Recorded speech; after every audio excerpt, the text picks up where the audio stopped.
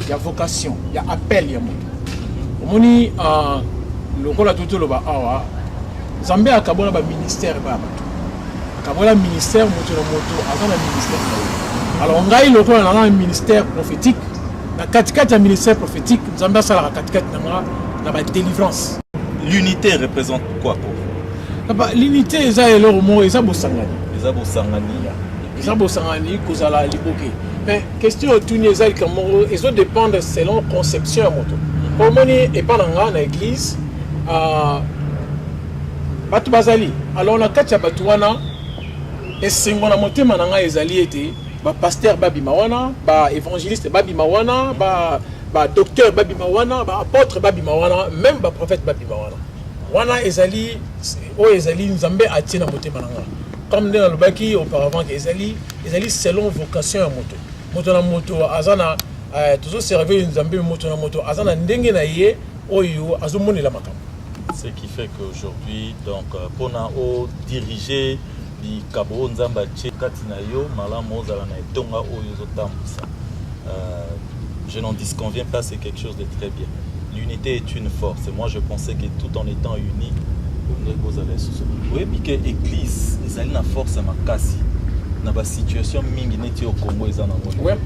Pour Simbo Kasso, ils ont une situation à bout. De mon rabat bazon raming et pas une Nzambe. Maintenant, tous les hommes et pas une Nzambe. Basal Nzambe, basal Kofumba. Oh, na lingomba na oh ya. Vous pensez que en vous séparant, vous allez sous force et surtout dans un moment où vous avez besoin de religion et de Nzambe. Vous avez un problème, vous avez un moment où vous avez problème de Nzambe. Dès que vous avez pasteur bienvenu côté prophétique, pasteur Kassereka dans tout ce qu'il y a, pasteur Adrien, pasteur Massamba. Donc, ndenge so fonctionne, vous pensez que vous avez la force, deux autres constituer faiblesse. Bon, papa, là, en tout cas, on a parce que la ligne polémique, la ligne créer polémique à temps par la montée. On a selon conception dans la vie que moto na moto azana ndenge Nzamba bengi. Alors toujours servir Nzambe moko, mais ils dépendent de ce qu'on a ndenge moto na moto a benga mela ke pa na Nzambe. Donc pour la bande ko mususu na yebi ko lobelo ko monter, ngai ndenge ngana mona la rali. Eza ndenge bango ba mona. House of Grace Ministries. Elle est située où cette église? Bon, église House of Grace Ministry est allée dans 32 30 West 85e Street. Donc, ceux qui aujourd'hui, par exemple, aujourd'hui 710 bis, aujourd'hui la Red Line from direction Martin Luther King Boulevard. So utikuna ozo kita ozo ya côté à Century au commune à Crenshaw, Manchester na Crenshaw, juste avant au comme à Crenshaw 85e street zali avenue ezali avant. Les droites petit ezali fait à Liboso stop sign ezana bâtiment ezana. Pourquoi il faut battre na House of Grace Ministries? Pourquoi? Bon, parce papa, que l'église nous c'est ça déjà avant. Bon, papa, qu'est-ce qu'il y a de spécial là-bas? Le problème est que le peuple de Dieu, pour ça, Bayoka et puis Bamona. Donc Bayoka raté, Bamona raté. Non. Nazoyo va bien, peuple de Dieu est pour ça. Nazoyo fait bien, très bien. Bayoka Oezali, Lilobana Nzambe. Et puis, Bamoni fait démonstration Lilobana Nzambe. C'est ça qui est important. Ce qui veut dire House of Grace Ministries. Bazo souka na koyoka te bazo vivre. Bazo vivre. Dans le sens que Nzambe azako sala makambo et belé na katia ministère nabiso. Comme quoi par exemple? La guérison est seulement instantanée, délivrance kutuna olobate. Ils ont salama instantanément. Guérison, c'est ce que nous vivons chaque jour. La guérison de quoi? Qu'est-ce qu'il y a? Quelle guérison spéciale il y a là-bas? Guérison spéciale, par exemple, il y en a tant. Est-ce que Moutabigi n'a sida, Moutabigi n'a cancer? Parce que ce sont des choses où les lots, dans guérison, dans les heures, oui, exactement. Et le retour, nous avons à Salingolu, que les gens ont sida et de commencer à cancer, il y a Brest, il y a Bélé. Il y a un rendez-vous le jour après. On a prié pour la sœur en question. À quelle la visite, cancer et Kei. Il y a encore une autre dame, elle a un problème à Barin. Barin est coufaki complètement. Alors, Ngai et Longona, équipe Nangai, nous nous sommes réunis, Kotaki Mabondeli, et puis Barin est zone normale. Pour la musique, curiosité, ça c'est quelque chose de difficile, surtout dans les dirigeants congolais. Ouais. Il y a une équipe, ce qui veut dire que House of Grace Ministries, ils ont un organigramme. Comment se présente l'organigramme? Ou encore le pasteur qui est pasteur, il est à la trésorerie, il est dans le service, il gère tout. Les tâches sont partagées. Les tâches sont vraiment partagées. Nous avons ancien Bazali, autrement dit, ancien Paralino, Lino Azali. Il y a ceux qui parlent de officiance, ceux qui parlent de l'organisation d'église. Nous avons Bruno Tonene Azali, nous avons chargé la musique. Et puis nous avons une sœur Azali chargée de la finance. Et puis nous avons un intercesseur Azali, nous prions ensemble.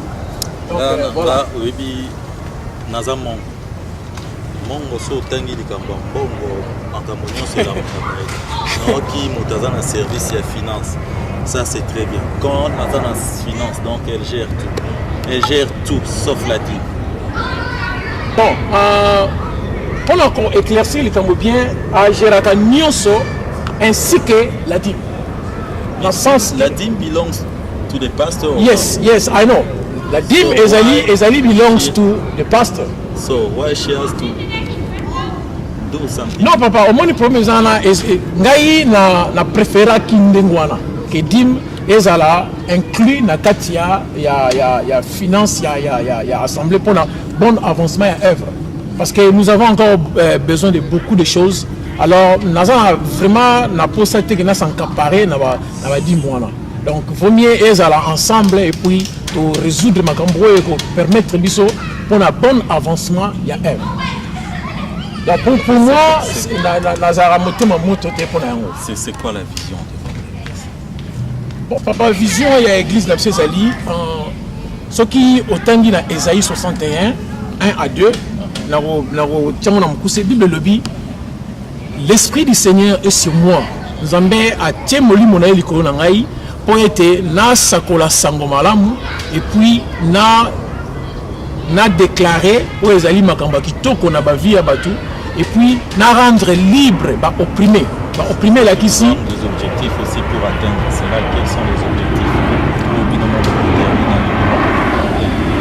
Objectif, Ezali, pour atteindre, bandeko nyonso, oyo bazali, bakangama, oyo bazali na kinyate, oyo bazali na maladie, et tout misera bango de temps en temps, oyo bazali na problème ici la gâté. Je sais que dans la vie, il y a problème, mais ça va toujours. Mais ça n'a pas de problème, papa. Ça n'a pas de maladie. Il y a des gens qui ont une maladie, moko, munganga loba na yeke et sili. Bamusu bazali, comment un souci parce que munganga sa lobi. Mais nous, de notre part, il y a encore de l'espoir avec Jésus-Christ. Amen. Pasteur, prophète, qu'est-ce que vous dites? Aujourd'hui, vous dirigez cette église. Tout est contrôlé par vous. Sous la bénédiction divine de Dieu. Of course, mais il y a ma curiosité qui me pousse à vous demander encore quelque chose d'autre. Pasteur bienvenu, jeune, pasteur bienvenu, attendez, vous êtes jeune, en cas c'est un an dans mon zone. Pourquoi pas pour ça la lutte? Ce que vous mettez ça en bas, vous venez ici à géré par ici qui est ton dans ma carte. Et puis na yoki na ma solo, qui va bien na chasseur de démons. Chasseur de démons. Merci pour la question, papa. Démon, ceux qui osali na Nzambe, ceux qui au bon de la, ceux qui osali moto, oyo, oyeba akotia Yesu liboso. Démon ezali le monde. yesu kati na ngai akomisa ngai nzambe ata banyama na nzambe bango bayebi nayebi nzembo moko ya nzambe elobaka bongo irapelenga continue. Alors problème eza awa les démons personnellement nga nabenga bango bamicrobe ya mike yango yo atakaka bango yango na atakaka bango parce que basi baataka bien sûr tozwaka bacontre-attaque ebele nasalaka badélivrance ebele ntango mosomona nakozwa contre-attaque bakoatake ngai mais nga nakoatake bango de retour parce que naza na yesu masiya bible elobi c'est lui qui est en moi est plus fort que celui qui est dans le monde.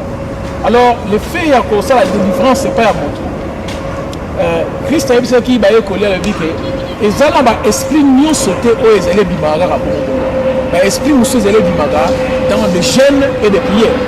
Alors nzambe asala ngai ngolu ete nazala moto ya mabondeli yango mpe même nasungaka bandeko nyonso nazalaka na bango na église napusaka bango ete bakóma bato ya mabondeli makasi parce que ntango ozali moto ya mabondeli nde epai okosurmonte makambo nyonso oyo satana akoki koya kotia liboso na yo. En tant que pasteur, en tant que prophète, biso toza bato totambolaka surtout ngai neti na mosala oyo nazwi ya oyo nabengami de curious, les curieux tokutanaka makambo ebele topesaki confiance na pasteur se sentir betray to trust na mosala na nzambe moko mais na suka we got disappointed. Eza question moko ya discipline ntango moto azali discipliné oyebi du moins mosala oyo ozali kosala et puis en plus de cela omoni eza na bato ebele oyo bayaka epai na nzambe na aza na makanisi oyo ye azokanisa na sens ke ntango aye aza na posa ya téléphone sur le champ azwi téléphone moto alors soki azwi téléphone wana te automatiquement azali démoralisé moto ayaki mpo azwa guérison na malade na ye azwi guérison te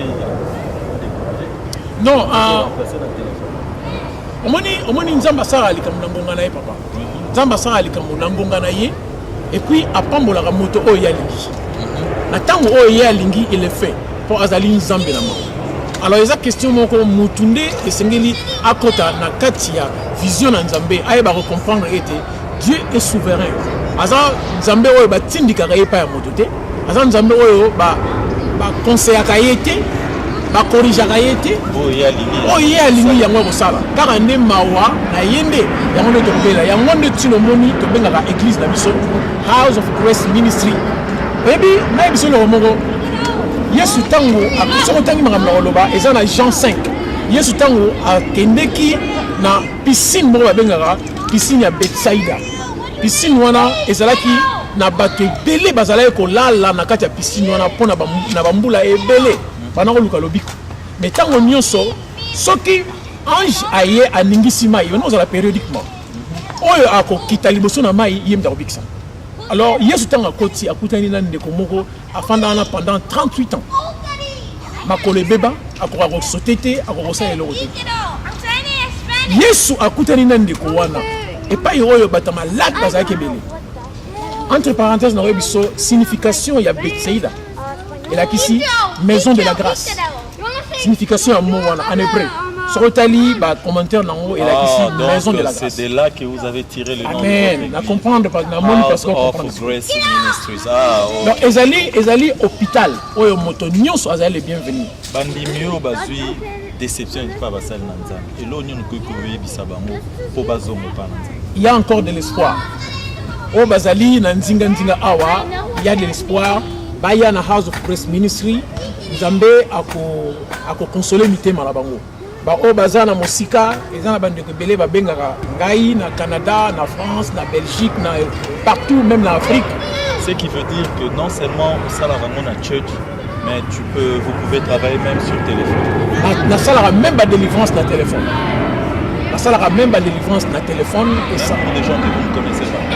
La plupart à bateau na bonne de la répondre à mon papa, na kota même ba retraite pour na bateau na éviter. Donc ceux qui au bengai to sololi na yoki problème na yo na roluka elomi na Nzambe, ceux qui sigi na kota même retraite, je l'ai fait.